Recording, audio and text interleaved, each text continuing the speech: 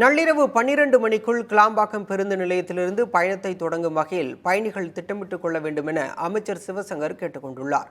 கிளாம்பாக்கம் பேருந்து நிலையத்தில் ஆய்வு மேற்கொண்ட அவர் அங்கு பேருந்துகள் வந்து செல்லும் நேரத்தை காட்டும் டிஜிட்டல் டிஸ்பிளேக்களை அமைக்க நடவடிக்கை எடுக்கப்பட்டு வருவதாகவும் கூறியுள்ளார். இன்னும் ஓரிரு வாரங்களில் அந்த பணிகள் முடிவுற்று பயணிகள் தங்கள் போக வேண்டிய ஊருக்கு எந்த நேரத்தில் தங்களுக்கான பேருந்து வரும் என்பதை தெரிந்து கொள்ளும் வகையில் அந்த டிஜிட்டல் டிஸ்பிளே அமைக்கப்படும். அது அமைக்கப்படாத காரணத்தினால்தான் எந்த நேரத்தில் பேருந்துகள் இயங்குகிறது என்று தெரியாமல் ஒரு சிலர் பேருந்து இல்லை என்ற பிரச்சனையை எழுப்பிக் கொண்டிருக்கிறார்கள்.